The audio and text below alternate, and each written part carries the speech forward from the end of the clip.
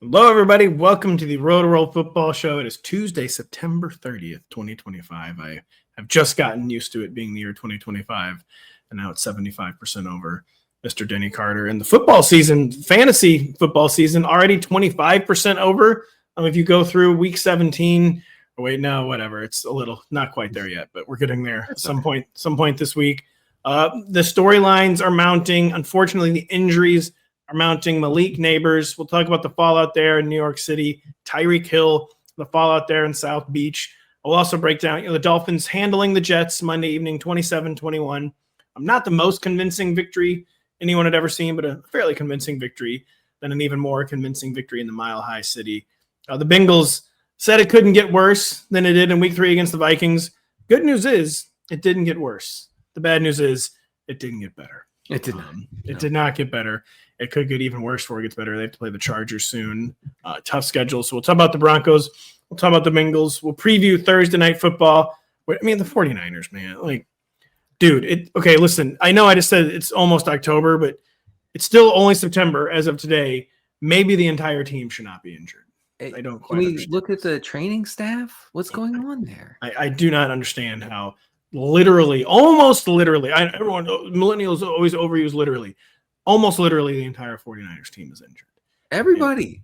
They're playing the Rams like no one's hurt too. Do you know the sick research I had to do for this show to understand who might be playing for the 49ers on Thursday? It's crazy. I genuinely don't know. So I'm looking forward to hearing that when we preview Thursday night football. But then I'm always looking forward to hearing your opinion on things that are not football. So many stunningly bad takes. Many legendary ones in the internet community. But this one doesn't sound like a bad take. Sounds like you're having a new experience. Yeah, what are you doing this fall involving your children? I'm coaching my daughter's soccer team. It's 8 to 10-year-old girls, and I, as you know, don't know anything about soccer. But I am giving it my all. I've looked strongly into the analytics of soccer to understand mostly where players should be lining up. I have a great assistant coach named Jonathan. He's really been very helpful. But the one thing I can't stop doing during these games, and I didn't even realize it until someone called me out on it, I keep sprinting up and down the sideline as my team is moving the ball or as the other team's moving the ball. And here's the thing, though. I can't sprint down the whole sideline. I have to stop at midfield. I can't go into the other team's area, right? So I end up stopping myself and then just screaming from there. And then when we're going toward our goal, I start running that way. And by the end of the game, I'm gassed. I'm like, oh man, my hamstrings. Oh God. So I am getting a workout, which is nice. So it's fun. Me, I get kind of lively sometimes, Denny. I get maybe a little more emotional than you. I think it's probably fair to say. When I attend kids' sporting events and just my own sporting events when I grew up, for some reason, I'm just completely silent. Oh, really? I don't say anything. I don't know why. I have no temptation whatsoever to, and no offense to my kids, but the two older ones, they need a little coaching in soccer. And I just don't do it. I'm too embarrassed. I don't know what I say, nothing. I just sit there stone-faced and don't speak. It's kind of out of character. That's interesting. I would not guess that. It is better than the alternative, which is an absolutely unhinged dad screaming at the players, his kid, the refs. I've seen some behavior this season in these soccer games, which are supposed to be very friendly, very casual. And some of the parents are absolutely out of their minds and need to relax. Here's the thing, parents, your kid's not going to be a professional. That's not, it's just not going to happen. You have to wrap your head around that. And it's okay. Listen, my 7-year-old son is not going to be professional, but as a soccer coach, Denny, could you get him to move on the field? Could you get him to move? I have found myself at least 3 times this season telling a player, I'm going to need you to run. My son, if you could get him to run, that would be great. I was like, come here. And they'll walk over and they're like, you have to start running. I actually don't even care where, but just start running. I have 2 kids that are just not natural soccer players. They're not totally unathletic, but they don't have the eye of the tiger in soccer. Then my third child, little Anna, boy, is she a dynamo wrecking ball. We're looking very powerfully into Anna. Anna being an elite soccer player, she cannot stop scoring goals. She'll be the one that has you running out into the field yelling. I can already kind of feel it. Run it over. Come on. It's a contact sport. It's a rough game. She'll be fine. Just run right through her, all right? Yeah. Run right through her.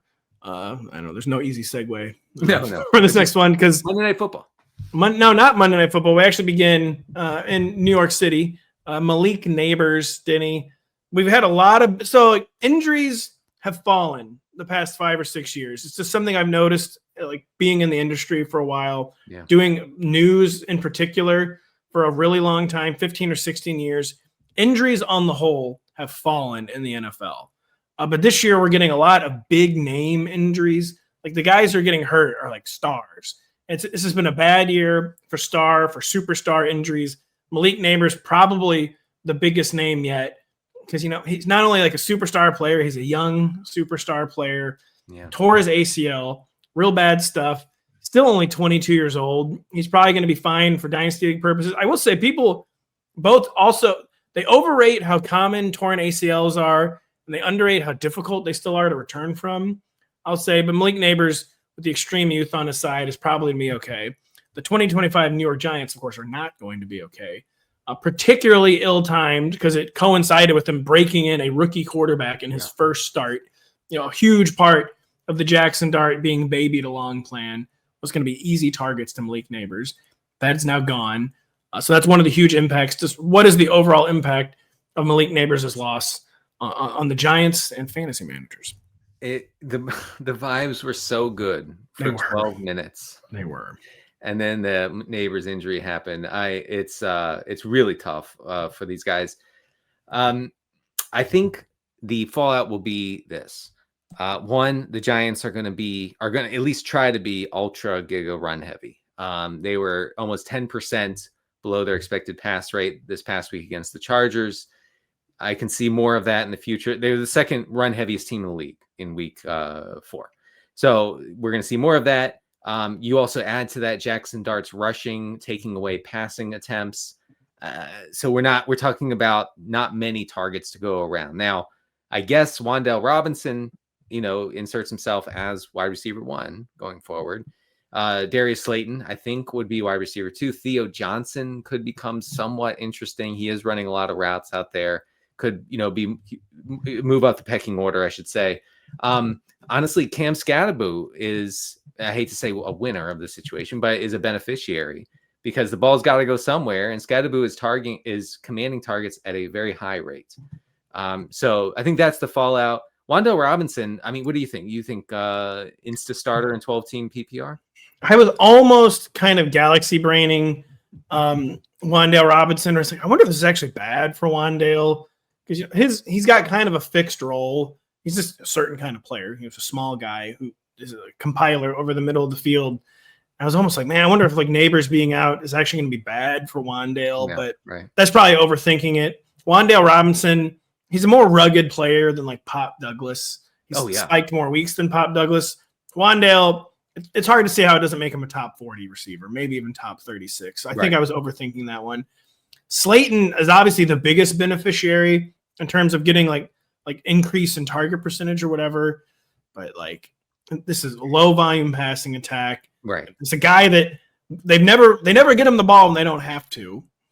They have to now. Man, I just have a hard time seeing he's going to be in that, even with buys, he's going to be in that wide receiver 48 to 60 range, which is wide receiver 5. So he at least enters into like the dude, like I'm in a really deep league. There is like no one. They're projecting Darius Slayton for 8.1 points though. Can I start him? And then you can. That is the case now with Darius Slayton. Like a real wild card, be Jalen Hyatt. I believe he's healthy. He was banged up. We haven't blurbed him in a while. We need to look into this. We're going to have to. Much more strongly. But I think he's healthy. He was getting quite literally no targets. He might get some now. Theo Johnson, probably kicks up 1 or 2 targets per game from his floor. But it's just the fallout is not very big here because it's a low volume passing attack. And like I almost feel like those are lost targets that'll just disappear as opposed to being redistributed. Does that sound right? Okay, they're not going to disappear completely, but I think maybe 25% of them vanish from this offense, and then the rest are distributed to the other guys. Darius Slayton is interesting because when you remove Nabers from this offense, you're removing 51% of the air yards. And Darius Slayton, of course, is an air yards merchant. So yes, low volume, high variance kind of targets for Slayton. But like you said, if you're looking in a 14-team league at him or like Ray McLeod, you're probably clicking on Slayton. And I would say if you're like true desperation, I would maybe take a flyer on Jalen Hyatt, but he could be just as uninvolved in week 5 as he was in week 4. Cam Scatterby, by the way, kind of the good and the bad both came to fruition in week 5. 27 touches. That's unbelievable. He did not look super dynamic side to side. He did look strong. He was brick walling in a lot of really obvious running situations. They're going to have to find a way to not be so predictable. This is going to be a lot easier said than done, breaking in a rookie quarterback that they don't want to be throwing that much with a limited supporting cast. But Scatterby very much in the top 18 still this week. So Malik Nabers is hurt, Denny. Tyreek Hill, I mean, that was bad. Oh. You can watch football for a long time and not see something like that again. One of the worst injuries you will ever see in sports. You knew right then his season was over. Career very much in doubt. Hopefully he has successful surgery on Tuesday, but he's done for the 2025 season. In some ways, it's similar to the Giants in that he was by far the biggest target commander, whatever percentage you can name. He was dominating it. Unlike the Giants, they've got better players kind of stepping into the void. They have more of a pass-first mentality, even though they like to run, even though they could end up running more, Denny. I'm not going to say they're not going to run more, but Jalen Waddle's a better player than Wan'Dale Robinson, we think. Malik Washington could be a guy who schemed targets. Darren Waller coming back, immediately commanding red zone looks. Yeah. What do you think the general fallout is in Miami before we dig into maybe the more particular fallout? Well, I mean, if Jalen Waddle is ever going to do it, it needs to be now. Like, I had to do it to him. Go from 6 targets to 8. I honestly, I think it could be. I'm trying not to overestimate it, but I think he could be like a double-digit target guy per week. He could explode. He's done it in the past. He could do it. Yeah. So he's the kind of guy who needs this to happen in order. Not, it doesn't need a horrific. We know what you mean. Doesn't want anyone to get hurt, but needs to remove the alpha wide receiver in order to be the de facto wide receiver one, because he is not that, right? So if you have Waddle, you should be feeling pretty good. Darren Waller only ran 12 routes on 30 dropbacks for Miami. I think they're working him in. He might not be in, real game shape yet, but they're using him strategically. He was targeted on 33% of his routes, which of course is insanely good. I think we'll see him worked into the offense a little more. Washington is interesting. I mean, at least interesting. And I guess it could just come back to Devon Achane. This whole offense being made of Devon Achane. So what can you do after that? I guess to Malik Washington, there's a danger. Maybe it could be Malik Washington plus Nick Westbrook-Ikhine. I'm actually a little surprised NWI, as he's known, hasn't been a bigger part of this offense, but it's because he's a big boundary guy and they don't have time for that. Like, they need cheap schemed looks and yes, not really fit for this offense. But Malik Washington is a classic 14-teamer. Like, I know some people are like, why are you even talking about 14 teamers? Like, are people even in 14 teamers? I'm in many of them. And I'm unfortunate. I talked about this on my Friday show. I'm unfortunately in several, and it's horrible. It is. And Malik Washington is probably already rostered in most 14 teamers. I looked in one of mine, and I was like, oh, he's got to be, and he's been rostered since week 2. How? Hold on. There's no way this is right. There's absolutely no way he was a second-round pick in this 14 team. Taken before Tyreek, for real. Malik Washington. We liked him, coming out of college. We did. Denny and I really liked Malik Washington. Yeah. Some were saying we talked about him far too much less. Too much. We were told that it was too much. But spreadsheet hero, and I'm intrigued. I'm intrigued. I haven't looked at my 14 teamers yet. Waivers running Tuesday evening. I'm absolutely praying the waiver wire has some projected Malik Washington points on them, is all I can say. So, not good. Tyreek, probably more survivable than the situation in New York. But yeah, still not amazing. We didn't really, well, by the way, too, I mean, just general thoughts on the Dolphins. They've looked a little better each week. Yeah. Does this kind of like torpedo the improvement, or is it maybe like, again, they do not want Tyreek Hill to be hurt, but it is maybe almost a blessing in disguise in that they become an even simpler offense. They become maybe truly more balanced. Is there any outcome like that, or no? Is that really I was a little surprised to see that the Dolphins are 21st in pass rate over expected through week 4. They were 4% below their expected pass rate against the Jets. In other words, they have been run first. I think that should continue, especially this week against the Panthers, who have a terrible, terrible rush defense. I think we're going to see lots of running, limited dropbacks for Tua. But that shouldn't preclude you from looking into the pass catchers that we just described. But this is not a Dolphins offense that's going to drop back and sling it. In fact, I think that they'll try not to do that going forward. How do you feel about Ollie Gordon after, again, he's the classic, not in my league. I drafted him in the 4th round, but available in well over half of most formats, well over half, available in more than 50%. Yeah. You know what I mean? I do know what you mean. You know what I mean? No, I'm not sure how to say it. But did not have a great game against the Jets. I think 6 carries for like 10 yards. Do you have any thoughts on Ollie Gordon going forward? I know that the week before he had 9 carries. He scored a touchdown. He's not playable unless you think except for this week. This week, actually, he might be playable, honestly. And if you're down real bad, like I am at running back, I will say he's mostly a contingent option you keep stashed in case Achane gets dinged up. I mean, his metrics, the fancy stuff is still really good on the season. So he's a good player, but he's not in regular game script. He's not seeing more than like 7 or 8 touches. No, yeah, that's a good take. Ollie, this is also not a joke. My 14-team leaguer, it was a salary cap / auction league. If you don't know what salary cap means, got 3 elite wide receivers, and I got Bucky Irving. And let me just tell you, I did not get any running backs. Like, this is not a joke. Jaden Blue was my RB2, if you want to know how things are going at running back there. But I've been doing really well because the receiver's been printing money, but I've been so desperate for running. I paid 49 of 100 fab on Ollie Gordon 2 weeks ago after he was cut loose by some unwitting. Yeah, so I need Ollie Gordon to pay off. Darren Waller, you kind of alluded to that earlier. Definitely just being ramped up with high value touches. Red zone looks, goal end zone looks. Yeah. Is he just kind of destined to remain though, like a role player, someone, no secret, cannot stay healthy? Right. What is the ultimate ceiling with Darren Waller? So I don't want to be the guy who says, well, he's not going to catch 2 touchdowns every week, because obviously everybody knows that. Okay. I do think that there is an avenue here if he stays healthy, and good grief, that's a big if. Yeah. 33 years old, looks like late career Antonio Gates at this point, running around. 30, you know how it is at 33. You can barely move. Totally past your prime. Add 6 years to that. I'm 39. I can't move. Yeah, right. I know. It's tough for you, tough for Dan Waller.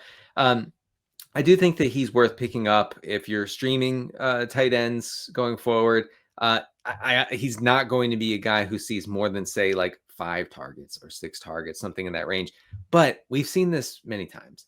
Big guy who is targeted relentlessly inside the 10-yard line. I mean, your role can be worse than that, as a tight end. I think even with buys, he's probably going to max out as like the tight end 14. And that's pretty bullish. It's like in the right matchup. I don't think he's ever going to crack the top 12, but he's already cracked the top 24. And he might become like a priority streamer, Darren Waller. But yeah, you don't really need us to tell you not to be putting a whole lot of eggs in the Darren Waller basket. That's what I would say. In 2025. People, speaking of eggs and baskets, Denny, baskets overfloweth with Justin Fields eggs this summer. What? I could not wait for you to finish that sentence because I had no idea what you were going to say.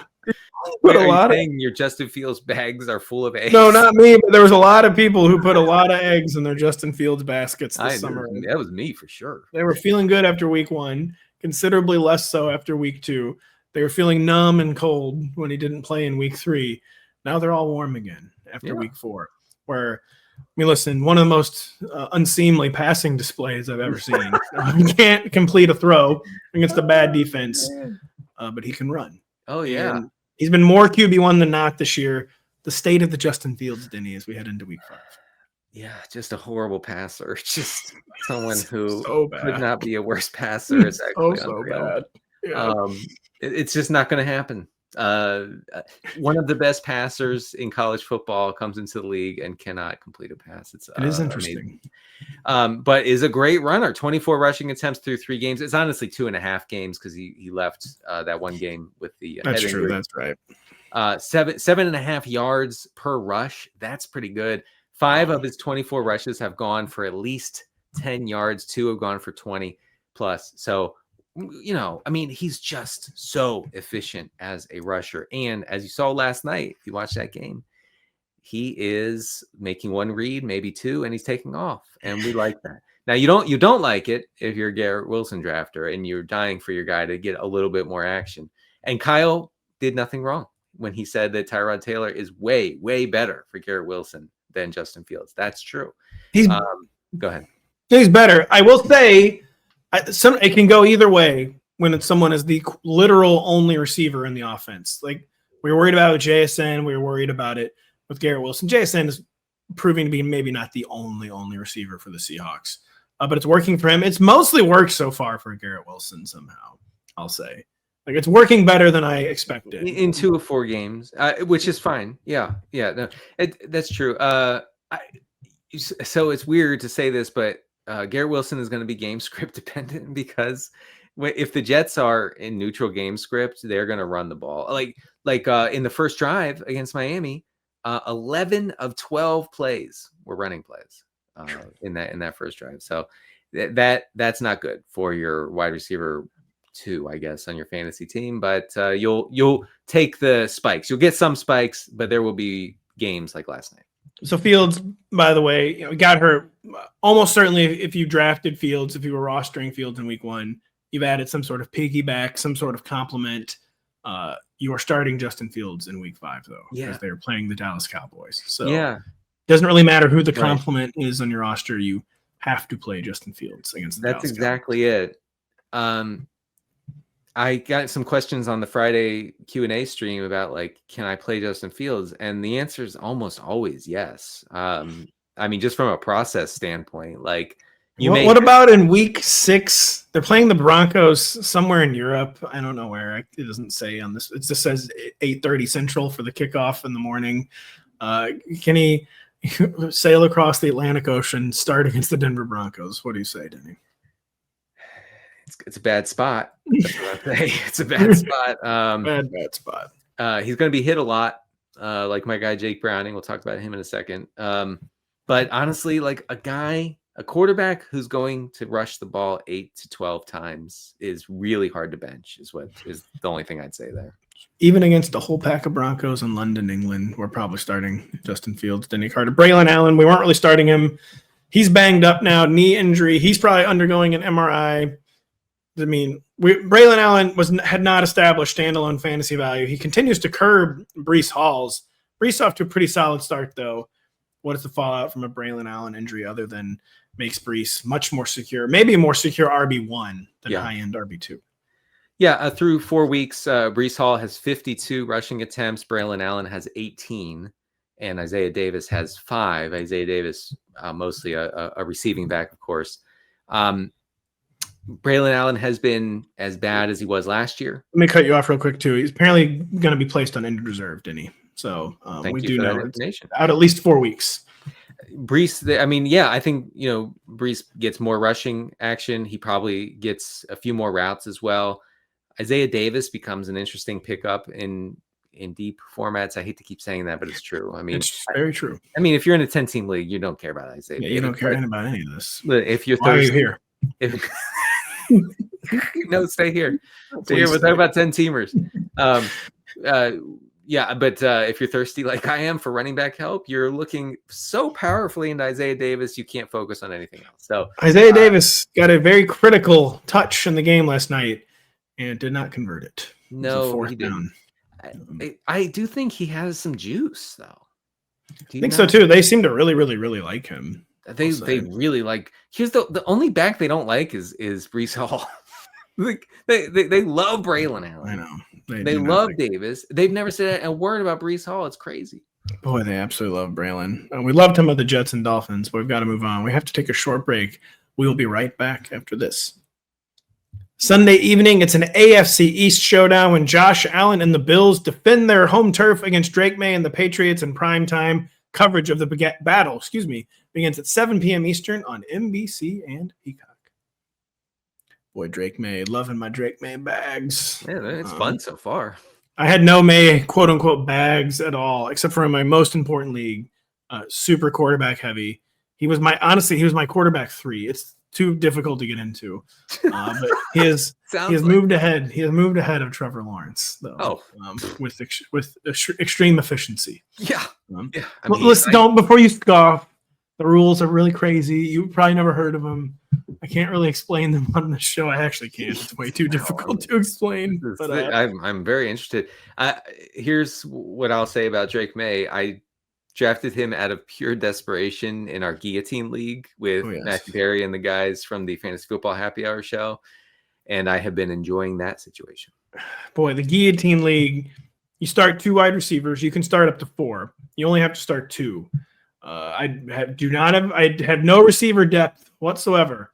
My 2 receivers are Jamar Chase and Tyreek Hill. Whoa. So we have issues. We have problems. We've got real serious problems. Not eliminated yet. 2-time defending champion. I've survived 4 weeks. Not feeling great about making it 3 right now. Yeah, I'm going to eat my shirt if you win this thing again. That's what I'll say. Did you know, by the way, Denny, I may or may not have absolutely demolished you in the Barry Home League. Oh yeah, I did. I saw that Justin Fields had a nice game, and I was like, oh, I probably beat Pat, and I lost by 30. I don't know. My team is like road grading people. I don't really understand it. It is every player scores 20 points. I don't understand. I've never seen anything like it. I've yet to have a player score fewer than 20 points. It makes no sense. Player. Brenton Strange dropping 22 points. Okay. I know we got to move on. I lost in our Apex League because Adonai Mitchell did that thing at the goal line. Lord. Come on, man. I just don't even. I felt a little bit after I saw the replay. I don't think he was he trying to celebrate? I think he was. For some reason, he was trying to switch hands. He was trying to switch hands, and it clearly was a fumble. And I watched it in real time, and I looked away. I looked away at the last second because I thought, oh, yes, I got my Daniel Jones, A.D. Mitchell stack in DraftKings. I got it in Apex. I got it in another league. This is going. And then the announcer starts screaming. And they flash to Shane Steichen, and Shane Steichen looks like he's about to weep on the sideline. Stricken comes to mind. I was like, no. What happened? He scored. He obviously scored. And then they showed the replay. Obviously didn't score. When you saw it, I feel like in real time, I thought it was bang, bang. And then you see the replay, and it was not bang, bang. The ball was like coming out like the 2 almost. Like it was right. Nuts. No, and then he has the holding call on Jonathan Taylor's 70-yard touchdown. This guy single-handedly cost them a win. He really did. He did. Sometimes even Shane Steichen after the game's like, we feel for Adonai, it's a team sport. Obviously, we all know Adonai's the reason we lost this game. But 100%, nobody else contributed to that loss. We need to rally around Adonai. Yeah, Adam says he was trying. Why was he trying to switch hands? Though? Adam said to extend the ball over the goal line. I thought he could have done it with his left. I don't. There's no bizarre. Adonai, if you're listening, you're so fast that you beat everybody to the goal line, even though they had an angle, and you could have just sailed in. You didn't have to reach. You didn't have to switch hands. It was weird. It was bizarre. But we're on to Cincinnati and the Bengals, Denny, where it's looking even more over than previously believed for the Bengals whiteouts.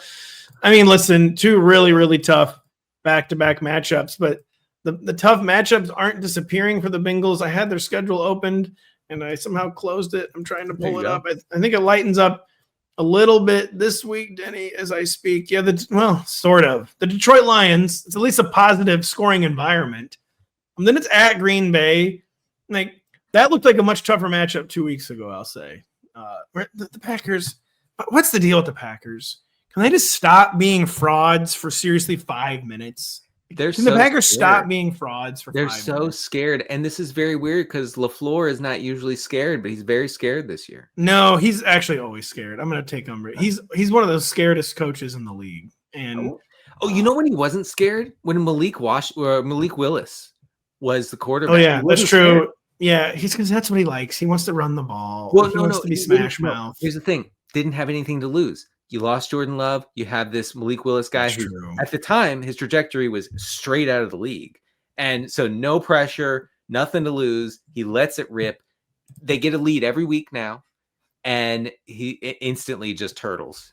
It's really something to hold. Stop being mega, giga, whatever Kyle would say, frauds if you're the Green Bay Packers. But so, yeah, 2 games out Joe Burrow for the Bengals receivers, just the Bengals in general, and it's been a horror show. Just nothing positive happening.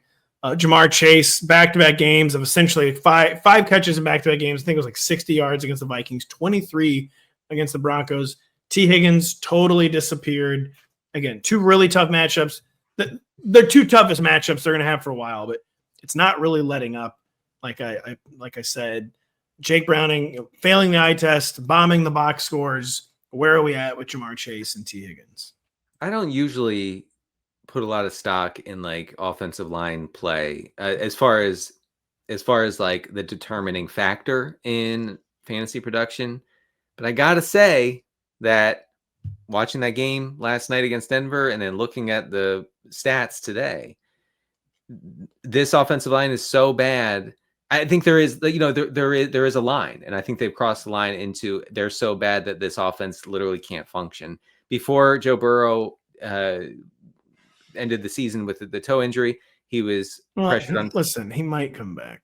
It's like in December, though. Yeah, right. When they're 3-12, he's going to come back. Sure. Yes, after missing 3 months with a toe injury. Yeah, right.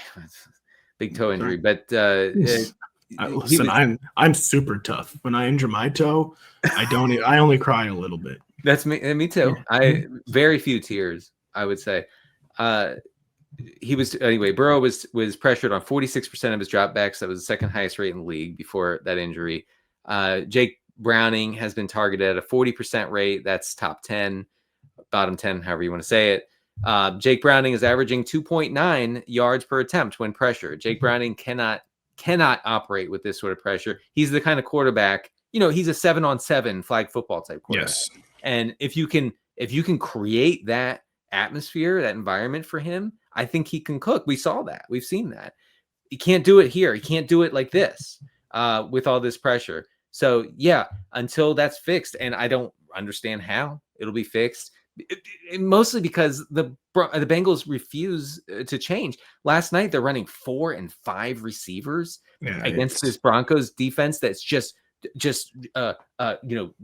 cannot wait to just get off the ball and go get the passer. Anyway, it's a bad situation. I have some stats on the receivers if you want those. Yeah, lay those out. And I'll say just real quick too, the line's falling apart, but it's like a classic, like it's circular badness where like it's a bad line, but it's also like a backup quarterback that's not proving he can like win down the field right now. So they have no fear of teeing off. No, he's not making them pay for it.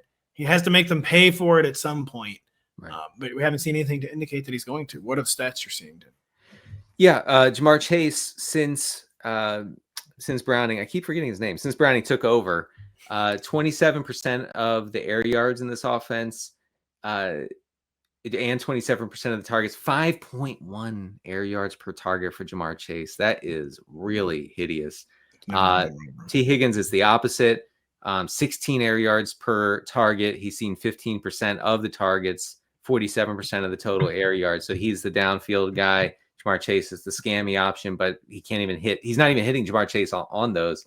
Browning 2.7 Adjusted yards per attempt overall, not just under pressure. That's 34th out of 36 qualifying quarterbacks.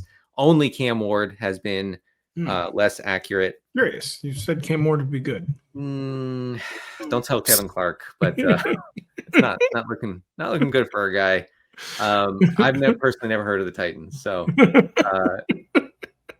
Browning has been as bad as possible, and I struggle to see a path to better production and better opportunity for these guys. I mean, you drafted Jamar Chase #1 overall, and you're like, I hope he scores 10 PPR points. It's real bleak. Well, he's caught 5 passes in back-to-back games, 14 targets. One of those, they didn't even really play the second half against the Vikings. So, I don't know. Usually that kind of usage, it doesn't matter who the quarterback is. Like, if you're getting 7 or 8 weekly targets, like, yards will follow. Chase is going to spike weeks still. The problem is, like, the floor is mostly gone. The spiked weeks will be difficult to predict. It's just kind of like, what do you even do? I mean, it's over. I don't know. I mean, yeah, they're going to have to figure out a way, whether it's reshuffling the offensive line, like having more tight ends on the field to block. I know they were missing Noah. Zach Taylor has no clue on any of that stuff. Yeah, I mean, I think what they did is they were just like, all right, like just get Burrow 2.0 fired up. We'll just keep running this offense, and it just can't work that way. They cannot, and maybe one reason it can't work that way is Denny. They just don't have a running game. Chase Brown, it's not like he was amazing last year, but he's far worse than he was from like an efficiency perspective and all that. Just how over is it for Chase Brown in this running game? So that's another thing. Just this destroying this team is they cannot run the ball whatsoever. 66 rushing attempts through 4 games. It's not all bad. But if you look at the more advanced stuff, he's 51st out of 55 qualifying running backs in yards after contact. Wow. Per rush, right there with Saquon, by the way. It's over. Yeah. And a more normie stat, 2.3 yards per carry. People are asking me every week, can I play Chase Brown? And my answer is usually, who else do you have? Like tell me who else you could play over him. And sometimes, I would say often, I go with the other person, the other guy, because you can't. This guy has not only no floor, he has 0 ceiling. Nothing right now.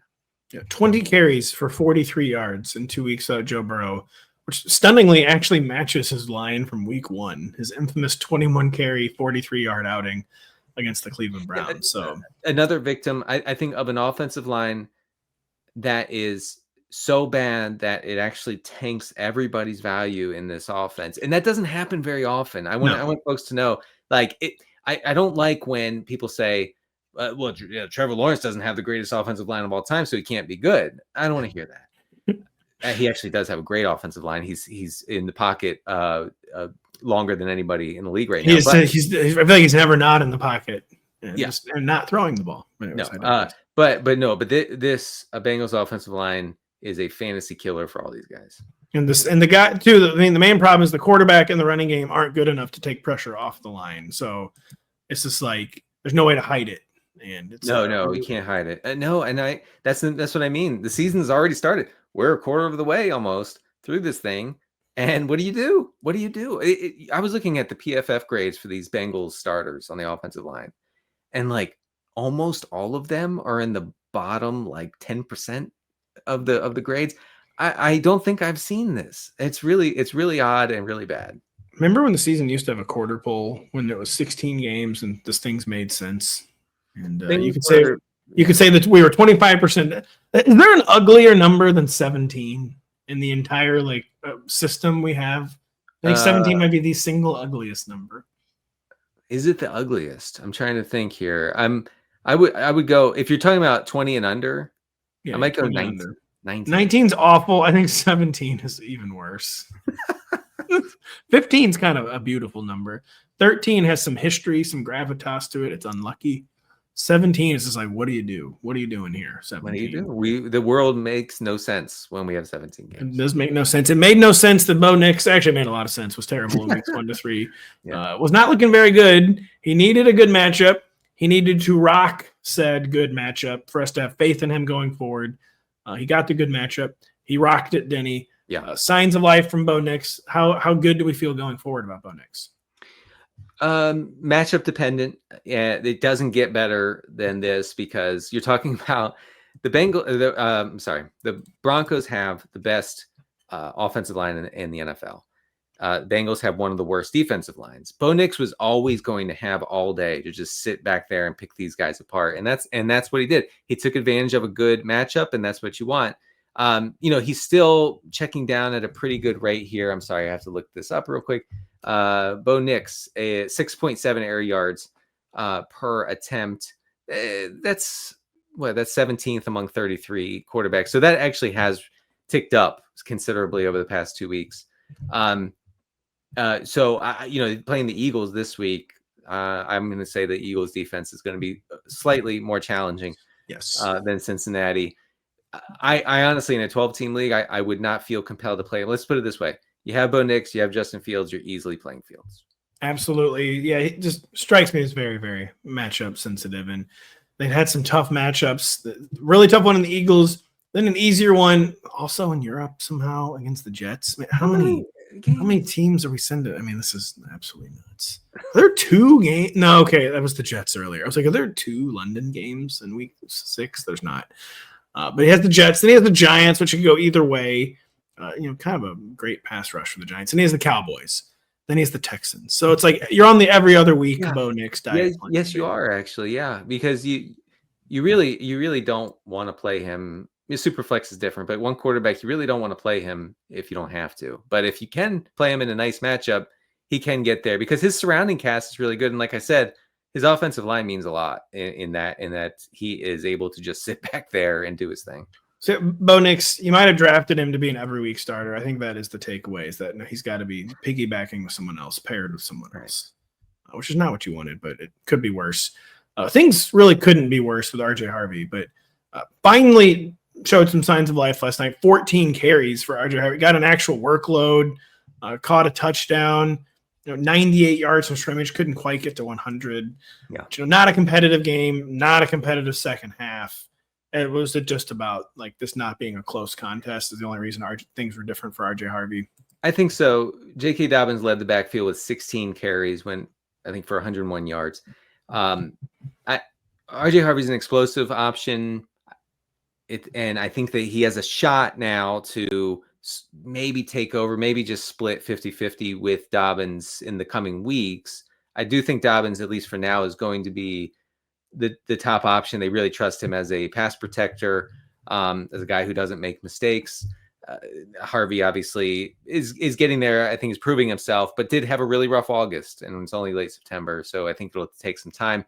I do think the game script last night was very conducive to Harvey seeing double-digit touches. You're not usually gonna get that, but just say when he plays the Cowboys, you're gonna want to play him there. If you're desperate for running back 2 or 3. Let's take the initial win too, where he needed to have, no matter the circumstances, he needed to have any good performance, and he has done that. So kind of an important first step. Yeah, buys are here, blah blah blah, whatever. He's at least proven he should remain on your bench. So that was kind of step 1 for RJ Harvey. Yeah, proven.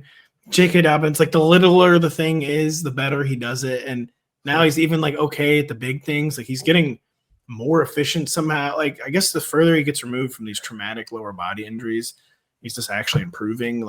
Some of the juice is coming back.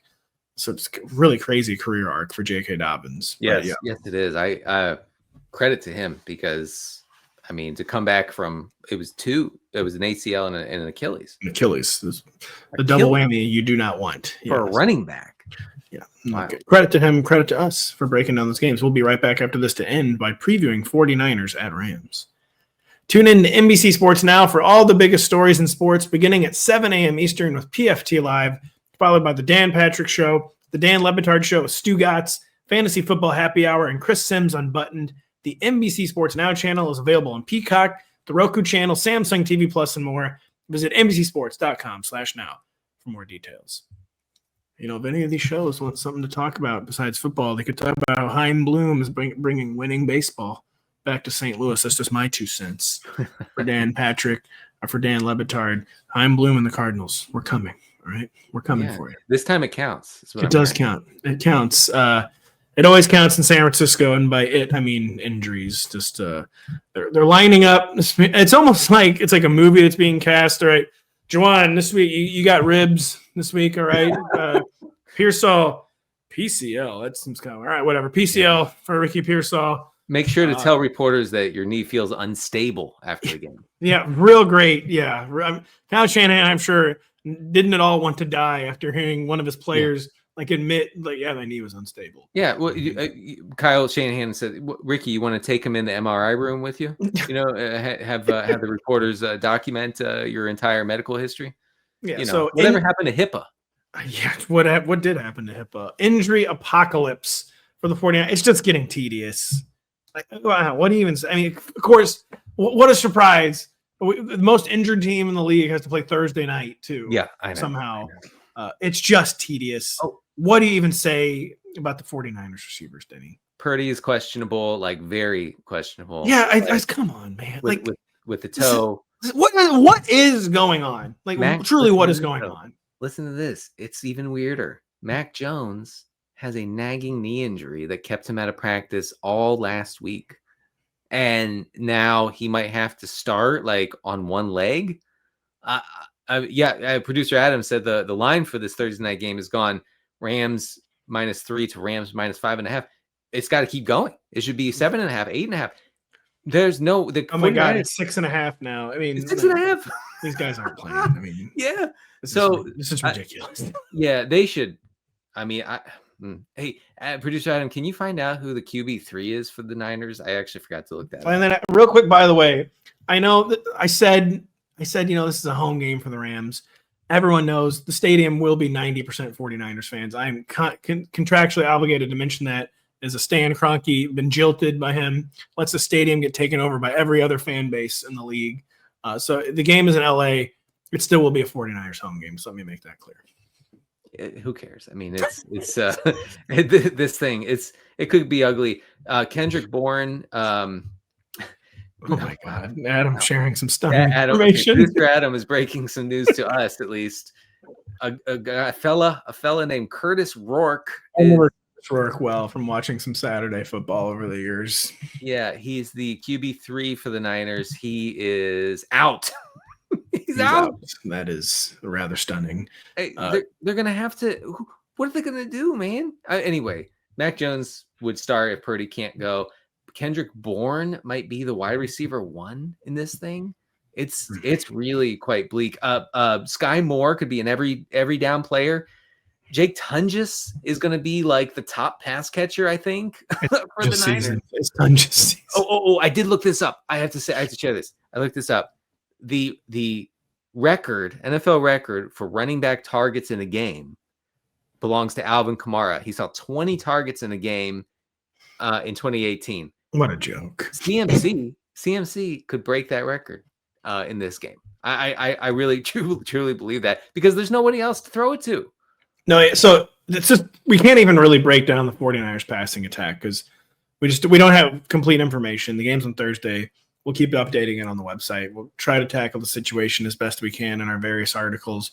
CMC, as you mentioned, gonna see 1 million targets. It's been pretty efficient as a pass catcher. Been anything but efficient as a runner. Any concern? No one's efficient this year. Derrick Henry hasn't been efficient since week 1. Saquon Barkley not efficient at all. Any concern? Christian McCaffrey doesn't look special to me anymore. I'll say that. He looks like Alvin Kamara, kind of, which is fine. But Kamara. Any concern there with CMC? Yeah. 42nd out of 55 in yards after contact. He's not creating on his own as a rusher, and I want to add, it doesn't matter at all because it doesn't. His receiving. I haven't ranked as the RB1 overall. He turns out the aged guy struggling with a calf/Achilles is the guy you needed in draft because the slappies. Oh, the slappies. They got there. This was the horseshoe theory, by the way, on CMC, where the slappies loved him and the Galaxy brainist best ball bros loved him too, and they've converged on somehow an amazing pick. I mean, look, when you get a running back who catches 8 balls a game, it's pretty good. It's something. Here's what I would like that on my team. Can I get some of that action? So the rushing actually doesn't matter. You're basically playing like a receiver in your running back spot when you're putting CMC in there. The rushing does not matter. It matters for the Rams. It really matters for Kyren Williams. Final topic of the show today, where the thesis of the Kyren play is always no one else touches the ball. Not true anymore. Blake Corum is touching the ball a lot. Yeah. Has he become, Denny, a problem for Kyren Williams? I mean, somewhat. Kyren leads in carries 50-22 over the past 3 games, but really in previous seasons, that would be much more slanted toward Kyren. He's running about half the routes, which again is down from his usual usage. Honestly, I think Corum has dug into the role just enough to be really annoying for Kyren Williams as far as ceiling goes. Now, floor-wise, he's still good. He's still going. Floor's still solid. Still going to see short yardage. He's still probably going to see all the goal line work. That's good. That's locked in. And Corum is running enough routes. He's seeing enough targets. He's seeing enough carries to just take the edge off what you thought you were getting with Kyren. You still have to start him. And in this game, with lots of positive game script, he should see 20 touches in this game. Corum, he's basically making it hard for Kyren to be in the top 12 every week. He's still in the top 18. He's a guy who should have been a low-end RB1. He might still get there, but he's just more of like a mid-range RB2 because where there was once no one, there is now someone in Blake Corum. And And Corum needs to be rostered in every 12-team league. He does. Through the roof contingency value. Jarquez Hunter. No one dislikes rookies and young players more than Kyle Shanahan, but Sean McVay is very much like Shanny. Like gets a new guy, gets a new toy, whatever you want to call it, and like instantly just always says regret and resentment. Right. Sees him once and says, "You will never touch the ball." What is up with the Shanahan McVay? How did I fall for Jarquez Hunter?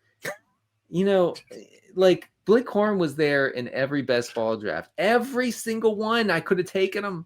And instead Jarquez Hunter. Forget it. These running back metrics and these evaluations coming out of college, they don't matter at all. They don't matter at all. I don't care if a guy is good. It doesn't matter to the teams. It matters to us. It matters to geeks and whatever. But it doesn't. The teams are like, I don't care. I mean, they don't. They do not care. Yeah, God, it's frustrating. Very frustrating. Wish we had more time to talk about it. We're done. We hope we got you a lot of information breaking down Monday night, previewing Thursday, talking about Malik Nabers. A lot we didn't get to, but that just means we're going to get to it on Thursday when we break down the entire Week 5 slate with our friend and colleague Kyle Dvorchak. We're breaking down the website all week long. Denny's regression files, his funnel report on Friday, my rankings coming out Thursday. Check out the Sunday aftermath if you don't know what happened in Week 4 yet. So for Denny Carter, I'm Patrick Daugherty. We'll be back with you on Thursday with Kyle.